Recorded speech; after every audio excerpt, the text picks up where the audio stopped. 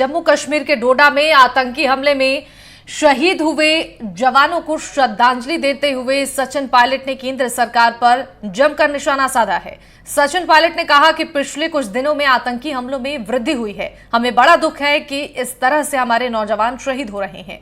सरकार को निसंकोच होकर सख्त कदम उठाने चाहिए। दावा किया जा रहा था कि वादियों में सब कुछ संतोषजनक है और नियंत्रण में है, और वो गलत साबित होता नजर आ रहा है। हमारे सेना के जवान लगातार आतंकी हमलों के शिकार हो रहे हैं। मुझे उम्मीद है कि सरकार इस पर सख्त कार्रवाई करेगी ताकि ऐसी गतिविधियां दोबारा ना हो पाए। पीसीसी चीफ गोविंद सिंह डोटासरा और नेता प्रतिपक्ष टीकाराम जूली ने भी केंद्र सरकार पर सवाल खड़े किए और सैनिकों की शहादत पर कहा कि केंद्र सरकार को सख्त कदम उठाने की जरूरत है। कांग्रेस के नेताओं के बयान पर गजेंद्र सिंह खीवसर ने पलटवार किया है। उन्होंने ये कहा है कि सेना को राजनीति का मोहरा नहीं बनाना चाहिए, यहां गंदी राजनीति है। ऐसा बयान बताता है कि विपक्ष कितनी तुच्छ राजनीति करता है। सेना हमारे देश की रक्षा करती है और कोई भी सरकार हो, सेना अपना काम करती है। उस पूरे इलाके में भौगोलिक परिस्थितियां ऐसी हैं कि आतंकी ऊंचाई पर हैं और वो वहां पर से सेना पर हमला करते हैं, लेकिन इस सेना का ऑपरेशन जारी है। जयपुर एयरपोर्ट पर जब झुंझुनू के दोनों शहीद सेना के जवानों के पार्थिव शरीर को लाया गया, तब भी सरकार और विपक्ष की अलग अलग प्रतिक्रियाएं सामने आई। कांग्रेस के प्रदेश अध्यक्ष गोविंद सिंह डोटासरा और नेता प्रतिपक्ष टीकाराम जूली भी जयपुर एयरपोर्ट पर पहुंचे। आतंकी हमलों पर दोनों ने चिंता जताते हुए कहा, सरकार ने यह कहा था कि एक के बदले 10 सर लाएंगे, लेकिन हकीकत यहां कुछ और है। हमले बढ़े हैं, केंद्र को ठोस कदम उठाने चाहिए। श्रद्धांजलि देने पहुंचे मंत्री गजेंद्र सिंह खीवसर और अविनाश गहलोत ने कहा कि सेना और सरकार ईंट का जवाब पत्थर से देगी। हमारी सेना आतंकियों को माकूल जवाब देने में सक्षम है। सेना में आक्रोश है और सेना जरूर जवाब देगी। आज का मुद्दा हम इसी पर चर्चा करेंगे। हमारे साथ तमाम मेहमान भी जुड़ेंगे और इस मसले पर हम चर्चा करेंगे।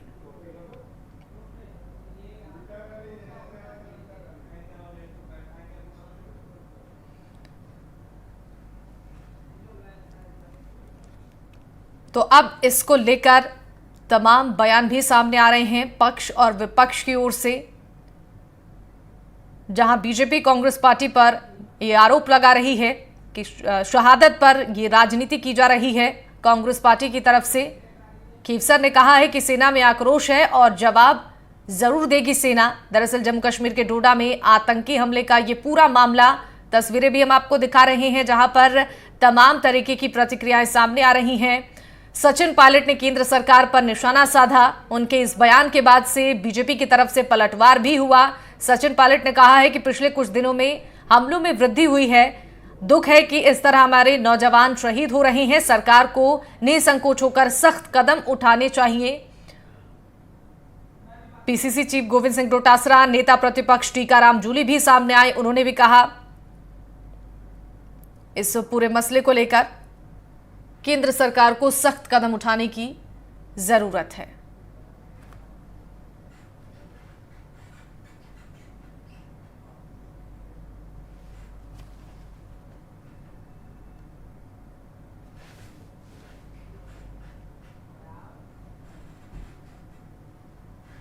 तो चलिए चर्चा की शुरुआत करते हैं। कुछ खास मेहमान हमारे साथ जुड़ रहे हैं, परिचय के साथ आगे बढ़ते हैं। देवनारायण गुर्जर हमारे साथ रक्षा विशेषज्ञ जुड़ चुके हैं, बहुत स्वागत है सर आपका। राजकुमार शर्मा हमारे साथ कांग्रेस प्रवक्ता है, बहुत स्वागत है आपका। ब्रिगेडियर भगवान सिंह पूर्व सैन्य अधिकारी हैं, सर आपका भी बहुत बहुत स्वागत है। और सबसे पहले मैं शुरुआत राजकुमार शर्मा जी से करना चाहूंगी। राजकुमार जी, जिस तरीके से कांग्रेस की तरफ से ये कहा जा रहा है कि केंद्र सरकार को सख्त कदम उठाने की जरूरत है, वाकई ये अच्छी बात है कि केंद्र सरकार को सख्त कदम उठाने की जरूरत है, लेकिन शहादत पर यह सियासत क्यों हो रही है? शिवानी जी, सबसे पहले तो मैं अपनी ओर से, पूरी कांग्रेस पार्टी की ओर से, राजस्थान के झुंझुनू के जो हमारे शहीद हुए हैं और देश के जो अन्य सपूत शहीद हुए हैं, उनको विनम्र श्रद्धांजलि प्रकट करता हूं और आपके एनडीटीवी चैनल पर उनके परिजनों को विश्वास दिलाता हूं कि पूरी कांग्रेस पार्टी, पूरा 140 करोड़ लोगों का देश उनके साथ खड़ा है। निश्चित रहें। और जहां तक कांग्रेस पार्टी के बयान की बात आप कर रहे हैं, निश्चित तौर पे सरकार को सोचना पड़ेगा, केंद्र सरकार को सोचना पड़ेगा। इसलिए 78 दिनों में 11 हमले हमारे जाबाज सिपाहियों पर, सैनिकों पर हो चुके हैं। केंद्र सरकार को इस पे कठोर एक्शन लेना चाहिए। आपके चैनल पे मैं भारत सरकार से अपील करूंगा कि मेहरबानी करके पॉलिटिक्स को छोड़ करके, आप सुबह शाम कांग्रेस को कोसते हैं, राहुल गांधी जी को कोसते हैं, इन तमाम बातों को छोड़ करके आप जम्मू कश्मीर में घाटी पे जो हमले हो रहे हैं उन पे आप विशेष फोकस करें तो बेहतर होगा। पूरे रक्षा मंत्रालय को, गृह मंत्रालय को आप फोकस करें और हमारे सैनिकों की एक उंगली और एक बाल भी नहीं कटना चाहिए, ऐसा हमारा मानना है। आप बार बार कहा करते थे कि वो एक सर काटेंगे, हम 10 सर लेके आएंगे। मैं कह रहा हूं सैनिकों के साथ, सैनिकों के परिवार के साथ पूरी कांग्रेस पार्टी, पूरा देश खड़ा है। सैनिकों से हम निवेदन करना चाहेंगे, आप आतंकवाद का साफ सफाया करें। कांग्रेस पार्टी भी चाहती है देश से आतंकवाद का सफाया होना चाहिए, चाहे वो राजस्थान हो, केरल हो, हरियाणा हो, जम्मू कश्मीर हो, हिंदुस्तान का कोई भी बॉर्डर हो, कोई भी जगह हो, एक भी आतंकवादी हिंदुस्तान में बचना चाहिए। कांग्रेस पार्टी का स्टैंड बिल्कुल क्लियर है। बिल्कुल ठीक है। चलिए ब्रिगेडियर भगवान सिंह के पास चलते हैं, पूर्व सैन्य अधिकारी हमारे साथ जुड़ चुके हैं। ब्रिगेडियर जी, जिस तरीके से अभी आपने सुना, कांग्रेस प्रवक्ता ने कहा कि कोई राजनीति नहीं की जा रही है और केंद्र सरकार को इस पर सख्त कदम उठाने की जरूरत है। केंद्र सरकार की तरफ से कहा जा रहा है कि हमारे सैनिक सक्षम है, वो देश की रक्षा कर रहे हैं और सबसे ज्यादा दुख परिजनों को होता है जब उनके घर के चिराग बुझते हैं। लेकिन इस मसले पर राजनीति जिस तरीके से हो रही है, बयानबाजी की जा रही है, कांग्रेस पार्टी सत्ता पक्ष पर निशाना साध रही है, केंद्र सरकार पर निशाना साध रही है, तो वहीं बीजेपी की तरफ से भी अब सवालों के जवाब दिए जा रहे हैं। लेकिन इस पर राजनीति जिस तरीके से हो रही है, इस पर आप क्या कहना चाहेंगे? जी, जो कोई घटना होती है उसमें कोई ना कोई तो बात तो चलेगी ना। तो इस पे यदि बात करना ही कोई राजनीति है तो ये तो सही बात नहीं है ना। क्योंकि बार बार रोज हम देखते हैं शहीद होके आ रहे हैं, रोज कोई ना कोई घटना होती है, तो इसके बारे में चर्चा तो देश में चलेगी।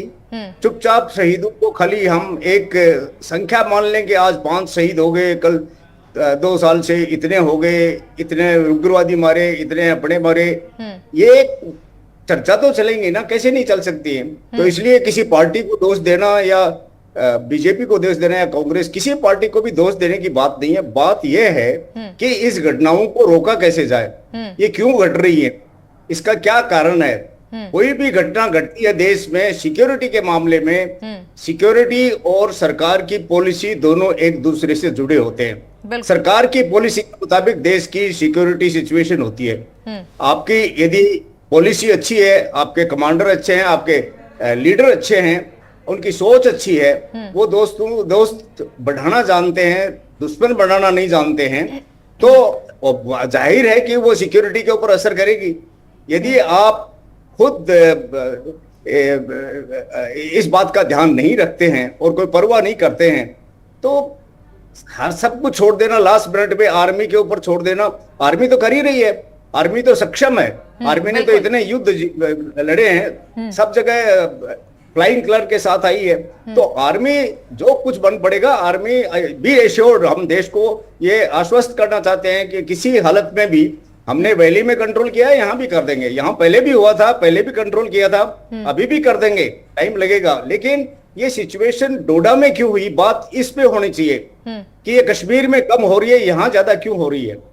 मैं आपको बताऊं कि देखिए, जब चाइना ने ईस्टर्न लद्दाख में हरकत शुरू की तो हमें एडिशनल ट्रूप्स वहां पे करीब 50-60 हजार ट्रूप्स एकदम डिप्लॉय करने पड़े। वो कहाँ थे? नजदीक। किस जगह थे उस वक्त? वैली में ज्यादा ऑपरेशन चल रहे थे, डोडा रीजन में, जम्मू और कौन से रजौरी रीजन में कम ऑपरेशन कम करने पड़ते थे, बहुत ही कम थे। तो इसलिए यहां से ट्रूप हटा के बॉर्डर पे लगाने पड़ गए, तो यहाँ पे सिक्योरिटी सिचुएशन थिन हो गई। तो इसका पाकिस्तान ने फायदा उठाया है और इसी वजह से, क्योंकि यहाँ पे आप देखिए, ये समझ लीजिए कि जहां करीब 20 बटालियन डिप्लॉयड हो, वहां 6-7 बटालियन डिप्लॉय हैं आज, तो इसका असर पड़ेगा ना। आप 1/3 ट्रूप से 2/3 का 3 का काम कैसे ले लोगे? तो इसलिए जब आपके गैप्स बन गए और आप, पहली बात, दूसरा ये देखिए geographical situation, Doda region Jammu and Kashmir का रीजन कैसा है? 200 वर्ग किलोमीटर के अंदर आपका एक जंगल है, जंगल ही नहीं, पहाड़ और जंगल है ना। पहाड़ का मतलब क्या होता है? पहाड़ में कोई भी दूसरा स्टेप या तो नीचे है या ऊपर है, खड्डा है या ऊपर है। तो ऐसी जगह में आप जंगल भी है और ऑपरेशन ज्यादातर रात को करने पड़ते हैं। तो रात को ऑपरेशन यदि कोई छुप के बैठा हुआ है, एम्बुश में बैठा हुआ है, तो इनिशिएटिव तो उसके पास है ना, पहली गोली उसकी आएगी और पहली गोली वो बिल्कुल नजदीक से मार सकता है। दैट इज वाई आप 5 शहीद हो गए। तो ये कोई लड़ाई में आमने सामने की लड़ाई में हुए हैं क्या? ये पहले गोलियों में अब शहीद हो गए, क्योंकि वो सामने चल रहे हैं और अंधेरे में वो बैठा छुपा हुआ देख रहा है कि वो आ रहे हैं, कोई ऊपर बैठा हुआ और आप नीचे से जा रहे हो, तो ऑब्वियसली आप पहली बात तो वैसे ही डिसएडवांटेज में हो गया, ऊपर चढ़ रहे हो, थके हुए हो, पहाड़ों में जंगल में दिखता कुछ है नहीं, चिंता है पता नहीं किधर से दुश्मन आ जाए, तो आप पहले से ही कंसर्न है। इस हालत में आपके ऊपर गोली बरसा दी जाए ऑटोमेटिक वेपन से, अब क्या करोगे? दैट इज वाई 5 शहीद हो गए। और आप ये देखिए, ये सिचुएशन पिछले 3-4 साल का रिकॉर्ड देखेंगे तो करीब 50 के करीब हमारे फौजी शहीद हो गए, जवान शहीद हो गए, और उतने 50-54 उग्रवादी शहीद हुए हैं। तो इसका मतलब ये है कि रेशियो 1:1 हो रहा है। और आज के दिन देखें तो पिछले 10-15 दिन में देखें तो हमारे करीब 10-12 शहीद हो गए, उनके तो 5 ही शहीद हुए हैं। तो ये 50% वो शहीद कम हो रहे हैं, कम मर रहे हैं। तो ये जो डिसएडवांटेज हमें है, इसको सोचना पड़ेगा। और इसके लिए कहां से, अब दूसरे ये देख लिए, देश खुद अपने पैरों पे कुल्हाड़ी मारते हैं। उन्होंने अग्निवीर लाके, पहले तो हमारा दुर्भाग्य था कि कोविड के टाइम पे 3 साल तक कोई भर्ती नहीं हुई। इसका रिजल्ट ये हुआ कि करीब 2 लाख सोल्जर हमारे कम हो गए। तो आप, और इसके बाद में जहां 60-70 हजार सालाना रिक्रूटमेंट होता था, वहां 40-43 हजार होने लग गया। तो ऑब्वियसली आपकी जो फुट सोल्जर्स हैं, जहां पे आपको पैरों की जरूरत है, वहां तो है ही नहीं। आप टेक्नोलॉजी अमेरिका या ब्रिटेन या वेस्टर्न कंट्रीज की आप कॉपी करोगे, नकल करोगे, तो क्या होगा? रिजल्ट क्या होगा? उनके पड़ोसी देखिए कौन है, अमेरिका के पड़ोसी कनाडा है, मैक्सिको है, वो उनके यहाँ क्या परवाह है? कोई है दुश्मनी? हमारे दुश्मन देखो ना चारों तरफ छाए हुए हैं। तो हमें तो चारों तरफ, आज खुदा ने खास्ता में देखा है कि कुछ लीडर बहुत बड़े बड़े स्टेटमेंट देते हैं। यदि पाकिस्तान के साथ युद्ध हो जाए तो हमारी क्या स्थिति होगी, ये देखिए, ये सोचने का विषय है। बिल्कुल। और ना युद्ध होगा तो भी मान लो वो छेड़खानी करता है, तो हम उसको कैसे कंट्रोल करेंगे? बिल्कुल। इसलिए ये एक बहुत ही चिंता की बात है हमारे लिए। और जो ये अग्निवीर का जो, चाहे बार बार कुछ भी कहो, जो 4 साल तक सोल्जर्स को, बटालियन को, खास तौर से इन्फेंट्री बटालियन के ऊपर थोप दिया और उनको फिर बोल दिया कि चलो आप डोडा में लड़ाई करो, जंगल में रात के वक्त जाओ, ना तो वो अच्छी तरह ट्रेन है, डर के मारे वैसे ही उनका जी निकल जाता है। तो आप इस तरह की सिचुएशन आपने खुद पैदा की है, तो खुद अभी सबर करो। अब आर्मी को सौंप दिया लास्ट मिनट में, आर्मी करो। आर्मी की पहली बात तो आपने स्ट्रेंथ कम कर दी, क्योंकि फुट सोल्जर हर यूनिट में डेफिशिएंसी है, तो इसलिए अभी उन डेफिशिएंसी को ही पूरा नहीं कर पा रहे और अग्निवीर बीच में लाके रख दिए। तो ये आपने आर्मी को कमजोर किया है, बलवान नहीं किया है। लेकिन जो भी है, हमारी कमजोर आर्मी भी बनाई है आपने, तो भी वो इस पे कंट्रोल करेंगे, मुझे इसमें कोई शक नहीं है। बिल्कुल ठीक है। एक बार चलते हैं देव नारायण गुर्जर जी के पास। देव नारायण जी, जिस तरीके से बयानबाजी की जा रही है दोनों ही पार्टियों की ओर से, सबसे ज्यादा जरूरी इस वक्त ये है कि आतंकियों का सफाया कैसे किया जाए। मिलजुल कर पार्टियों को यहाँ पर विचार विमर्श करने चाहिए, ना कि इस तरीके की बयानबाजी करनी चाहिए। जी, मैं आपसे बहुत पूर्ण सहमत हूं कि इस मुद्दे के ऊपर आज के दिन देश को एक अगर राजनीति करनी है किसी को, क्योंकि वो सकारात्मक होनी चाहिए, ना कि नकारात्मक। बिल्कुल। अब देश का हर बच्चा समझता है कि कौन सकारात्मक बात कर रहा है, कौन नकारात्मक बात कर रहा है, कौन सेना को कमजोर बताने का प्रयास कर रहा है, कौन याद दिलाने का प्रयास कर रहा है, कौन गलत है सही है। पर मैं ये मानता हूं सैनिक के नाते और एक सैनिक विशेषज्ञ के नाते, ये अगर इस उग्रवाद की जड़ में अगर जाए, मेरे से पहले हमारे ब्रिगेडियर भगवान सिंह साहब ने विस्तार पूर्वक बताया कि वो इलाका कैसा है, पर सवाल इलाके का नहीं है। आज अगर मैं आपसे बात करूं शिवानी जी, आज सवाल ये है कि जो उग्रवाद है, ये उग्रवाद शुरू आज का नहीं है। पहली बात, ये आज से 50 वर्ष पूर्व कि ये रोपे हुए पेड़ है बरगद के, जो आज इतने बड़े हो गए हैं कि जब हिंदुस्तान के अंदर कोई भी जगह कोई भी उग्रवादी हरकत होती है और वो हमारे सैनिकों का नुकसान करता है, तो सेना अपनी काबिलियत के ऊपर उसके 15 से 20 दिन के अंदर अंदर उसको उत्पादजनक पहुंचा देती जहां उसकी जगह है, लेकिन हमारा नुकसान हो रहा है। अब यहाँ पर मेरी 2-3 बातें हैं, ये छोटी मोटी बातें, सेना कमजोर, अग्निवीर, ये मैं राजनीतिक चर्चा में नहीं जाऊंगा। सबसे मोटी बात यह कि अगर हमें ये रोकना है तो क्या देश को एक चीज पता होनी चाहिए कि उग्रवाद नया नहीं है, और इस बार के जो ये हमले हुए 9 जून के बाद जो एकदम बड़े हैं, आपको याद होगा देश के हमारे प्रधानमंत्री महोदय उधर शपथ ले रहे थे और दूसरी तरफ कश्मीर में उग्रवादियों द्वारा हमारे सैनिकों पे हमला कर दिया गया। और उसी रात को पाकिस्तान और हिंदुस्तान का क्रिकेट मैच हो रहा था जिसमें देश के अंदर बहुत सारे लोग जश्न मना रहे थे रात को। ये मंथन का विषय है। दूसरी बात में आता हूँ, ये जो इस बार हमले हो रहे हैं सुनियोजित हमले हैं, मैं यकीन से कह सकता हूं। और ये अकेला पाकिस्तान नहीं है, इसके अंदर चीन भी शामिल है और दूसरे देशों के हथियार भी आ चुके हैं। अब ये ऐसा क्यों है? आप देखिए, हमलों के दौरान पाया गया है कि इस बार पहली बार वो कम्युनिकेशन सैटेलाइट्स पाए गए हैं जो चीन द्वारा निर्मित है। हथियार की जो गोलियां मिली है वो स्टील बुलेट्स है जो हमारी स्टील बॉडीज में से पेनिट्रेट कर जाती है, और वो है चाइनीज बुलेट्स है। M4 हथियार मिला है जो अमेरिकन हथियार है। ये साजिश बड़ी है।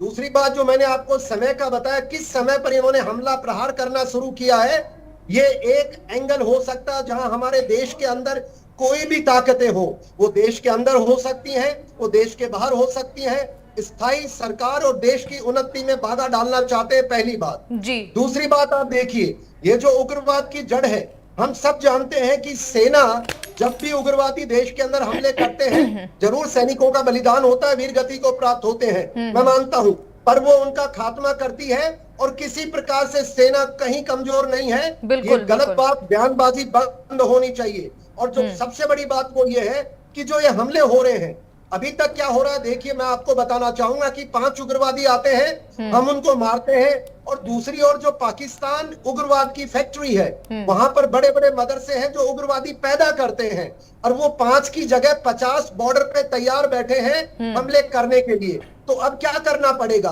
उग्रवादियों को जरूर मारिए, सर्जिकल स्ट्राइक जरूर कीजिए, पर मेरा ये मानना है कि जो लोग इन उग्रवादी गतिविधियों को संचालित करते हैं, उनकी ट्रेनिंग करते हैं, उनको बताते हैं कि हमले अब कीजिए, हमले वहां कीजिए, एक बड़ी एक नैरेटिव के तहत जो कर रहे पाकिस्तान की सेना और ISI है। मेरा ये कहना है कि उनको चिन्हित करें, उनको टारगेट करें और एलिमिनेट करें, अनाउंस करके कि तुमको हम मारेंगे। कहीं डरने की जरूरत नहीं है देश को। अगर ये एक तो सबसे पहला इलाज ये है। दूसरा है कि अब लोग बात कर रहे हैं कार्रवाई करो। अरे भाई, जो भी सैनिक व्यक्ति हैं, कार्रवाई कोई ऐसा थोड़ी कि दुकान पे गए आप लड्डू लेके आ गए। ये राष्ट्रीय स्तर का अगर कोई ऑपरेशन करना भी है, मुझे पूरा भरोसा है भारतीय सेना पर और पूरा भरोसा है भारत की चुनी हुई सरकार पर। वो जरूर कोई ऐसा काम कर रहे होंगे, 1-2 दिन समय लगेगा। आपका काम एक है, हम सबका, कि सेना ऑल दी वेरी बेस्ट, राजनीतिक नेतृत्व हम आपके साथ खड़े हैं और कार्रवाई की जाएगी। पर मेरा सजेशन है हमारी सरकार से, वो ये है कि जो लोग आपको आज के दिन जो सेना का मनोबल गिराने का काम कर रहे हैं, जो सेना का मनोबल गिराने वाली और देश के खिलाफ जो हमारे दुश्मन देश स्टेटमेंट्स बोलते हैं, कृपया करके उन पे आप कोई तरीका ढूंढे, आप कानून बनाएं, आप राजनीतिक लेवल पे बात करें, पर पब्लिक डोमेन में नकारात्मक राजनीतिक स्टेटमेंट्स नहीं आने चाहिए। और जो सर्जिकल स्ट्राइक करेंगे या कोई भी सरकार और सेना जो कार्रवाई करेगी, मेरी एक आग्रह है कि इस बार टेररिस्ट के साथ साथ पाकिस्तान के हुक्मरान, चीफ ऑफ आर्मी स्टाफ, सेना भवन, उनके ISI हेडक्वार्टर, उनको भी टारगेट किया जाए। क्योंकि अभी तक क्या हो रहा है, वो जो टेररिस्ट जो उन्होंने हायर, ठीक है सर, इस पर जवाब लेते हैं राजकुमार जी से। जी, तो उनको भी होना चाहिए। ठीक है, इस पर जवाब लेते हैं राजकुमार शर्मा जी से। राजकुमार जी, देखिए, सेना के जो जवान हैं वो सक्षम हैं और उनकी वजह से ही आज सभी सुरक्षित हैं, हम और आप। और ऐसे में जिस तरीके की बयानबाजी की जा रही है कांग्रेस पार्टी की तरफ से, क्या आपको नहीं लगता है कि ऐसे समय में एकजुट होकर इस बात पर विचार विमर्श करना चाहिए कि कैसे सुरक्षा और मजबूत हो, कैसे सिक्योरिटी को बढ़ाया जाए और कैसे आतंकवाद का सफाया हो सके? या आप ये मानते हैं कि इस तरीके की बयानबाजी करके इस समस्या का हल हो सकता है? शिवानी जी, मैंने पहले भी रिपीट किया, फिर रिपीट कर रहा हूं, हम सेना के, कांग्रेस पार्टी सेना को सैल्यूट करती है। सेना के जो जवान शहीद हुए उनको विनम्र श्रद्धांजलि प्रकट करती है और भारत सरकार से अपील करती है वो सैनिकों को और मजबूत करे। हम इसमें कोई पॉलिटिक्स नहीं कर रहे और पॉलिटिक्स करना भी नहीं चाहते। हमारे सेना के जवान, हमारे सेना के जो सैनिक हैं, वो बहुत ज्यादा जाबाज हैं, बहुत हौसला अफजाई उनकी करने की आवश्यकता है। पूरा देश उनके साथ खड़ा है, पूरी कांग्रेस पार्टी उनके साथ खड़ी है। भारतीय जनता पार्टी से अपील करेंगे, सरकार से अपील करेंगे, सेना को और मजबूत करिए और जो कुछ भी उनको और संसाधन उपलब्ध कराए जाए, अगर हमारे सैनिक बार बार शहीद होते हैं तो निश्चित तौर पे सरकार को टोकना हम सब विपक्ष की जिम्मेदारी है, लेकिन सेना के साथ और देश की एकता और अखंडता के लिए और आतंकियों के सफाई के लिए हमारा पूरा देश एक खड़ा है। पूरी की पूरी कांग्रेस पार्टी, पूरा का विपक्ष भारतीय जनता पार्टी के साथ और सरकार के साथ खड़ा है। आतंकियों का सफाया होना चाहिए, इसमें हम कोई पॉलिटिक्स नहीं चाहते हैं। कांग्रेस पार्टी कोई पॉलिटिक्स नहीं कर रही है। हम प्रधानमंत्री से अपील करते हैं, देश की एकता के लिए, देश की अखंडता के लिए, आतंकवाद के सफाई के लिए, सैनिकों के सम्मान के लिए, सैनिकों की मजबूती के लिए पूरा का पूरा विपक्ष आपके साथ खड़ा है। आइए सैनिकों को मजबूत करिए और उनके परिवारों को ताकत दीजिए कि पूरा का पूरा 140 करोड़ लोग आपके साथ खड़ा है। और मैं उन तमाम मान सपूत जो शहीद हुए हैं, उनकी जो जननियां, जो उनकी माताएं हैं, उनको सैल्यूट करता हूं मैं अपनी ओर से। और सैल्यूट करने के साथ साथ उनको भी, उनके परिवारों को हम विश्वास दिलाते हैं कि आप निश्चिंत रहें, पूरा देश एक आपके साथ खड़ा है। आपके सपूतों ने हम सब की सुरक्षा के लिए जो अपने बहुत महत्वपूर्ण अपने जान की जो बाजी लगाई है, शहीद हुए हैं, उनको हम श्रद्धांजलि बार बार प्रकट करते हैं। और हम कोई पॉलिटिक्स नहीं करना चाहते। हम भारत सरकार, राजस्थान सरकार के जो मंत्री हमारे पायलट साहब के बयान का या डोटा जूली साहब के बयान का जो पलटवार कर रहे हैं, ये पलटवार का वक्त नहीं है। ये शहीदों को श्रद्धांजलि देने का वक्त है, उन परिवारों के साथ खड़े होने का वक्त है। और जो हमारे सैनिक बॉर्डर्स पर या घाटी के अंदर जो मुकाबला कर रहे हैं, उनकी हौसला अफजाई का वक्त है। कोई पॉलिटिक्स नहीं चाहते। कांग्रेस पार्टी सेना के मामले में कोई पॉलिटिक्स नहीं चाहती, लेकिन हमारी जिम्मेदारी बनती है कि हम सरकारों को आगाह तो करें। देश में बार बार सैनिक मर रहे हैं। आप देखिए पिछले 78 दिन के अंदर 11 हमले हो गए और हम बोले भी नहीं। तो बोलना तो बोलना पड़ेगा। हम सैनिकों को नहीं बोल रहे, हम सेना को नहीं बोल रहे, हम सरकार को आगाह कर रहे हैं कि आप अपना पूरा फोकस वहां करिए जहां हमले लगातार बढ़ रहे हैं। बिल्कुल ठीक है, लेकिन जिस तरीके से राजकुमार जी ये बयानबाजी की जा रही है, ऐसे में एक मौका आप दे रहे हैं दुश्मन देशों को ये निशाना साधने के लिए कि यहाँ पर आपसी सहमति नहीं है। जो पॉलिटिकल पार्टीज हैं यहाँ पर, वो एक दूसरे पर आरोप प्रत्यारोप लगा रहे हैं। केंद्र सरकार ये कह रही है कि बिल्कुल सुनिए, सुन लीजिए पहले जी। सुन लीजिए राजकुमार जी, सुन लीजिए। केंद्र सरकार ये कह रही है कि हम मजबूती के साथ हर चीज में खड़े हैं और सेना हमारी सक्षम भी है, लेकिन इस तरीके की बयानबाजी क्या निराशाजनक नहीं है? जो परिजन हैं उन्हें इस वक्त जरूरत है कि सभी लोग उनके साथ खड़े हों, लेकिन इस तरीके की बयानबाजी मनोबल को कमजोर करती है। राजकुमार जी, मैं वही निवेदन कर रहा हूं। आज जब वो शहीदों के आज एयरपोर्ट पे जब वो आए, तो कांग्रेस पार्टी ने और भारतीय जनता पार्टी के सरकार के मंत्रियों ने भी उनको श्रद्धांजलि प्रकट करी। झुंझुनू में भी आज सब लोग गए। मैं आपको फिर निवेदन कर रहा हूं, पूरा का पूरा देश, सारी पॉलिटिकल पार्टियां सेना के साथ खड़ी है, शहीदों को विनम्र श्रद्धांजलि प्रकट करती है और उनके परिजनों के साथ हम सब लोग खड़े हैं। और आज नहीं, आज जिंदगी खड़े रहेंगे। आतंकवाद का सफाया होना चाहिए।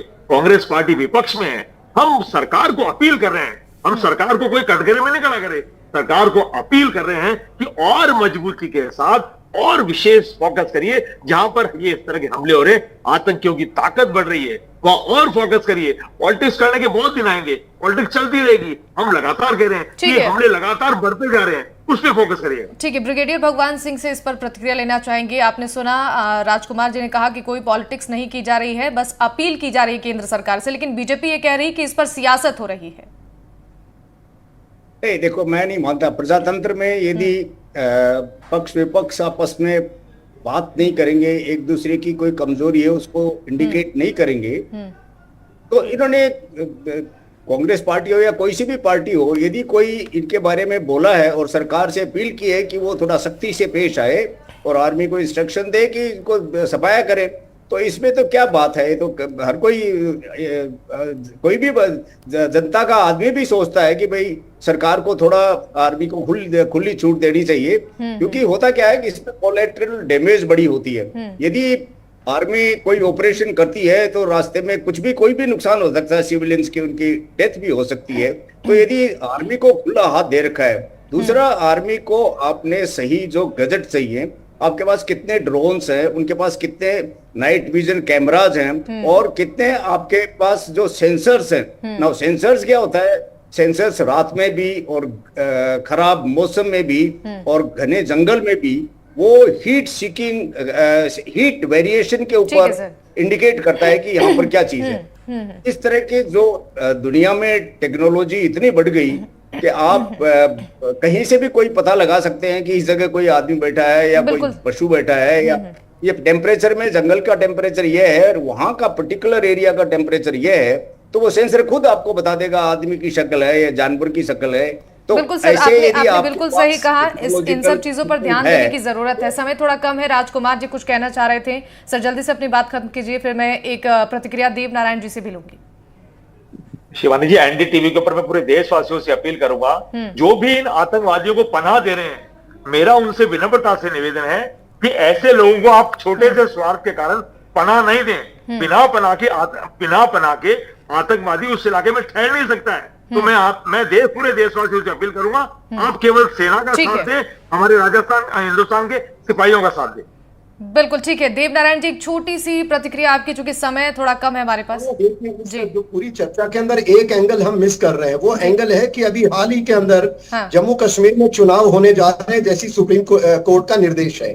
हमको ये देखना पड़ेगा कि दो विश्व की ताकतें हैं, जो पिछली बार अभी लोकसभा चुनाव हुए हमारे, वहां 58% पोलिंग हुआ है। तो शायद देश के जो दुश्मन ताकतें वो शायद नहीं चाहती हैं कि यहाँ पे शांतिपूर्ण चुनाव हो और एक डर का माहौल पैदा किया जाने। एंगल भी सक्षम इसमें देखा जा सकता है। जैसे बिल्कुल सही कहा आपने, बिल्कुल सही कहा आपने, बिल्कुल सहमत हूं मैं आपकी बातों से। बहुत बहुत शुक्रिया आप तीनों का, आपने अपना कीमती वक्त एनडीटीवी राजस्थान के साथ साझा किया, इस चर्चा में शामिल हुए।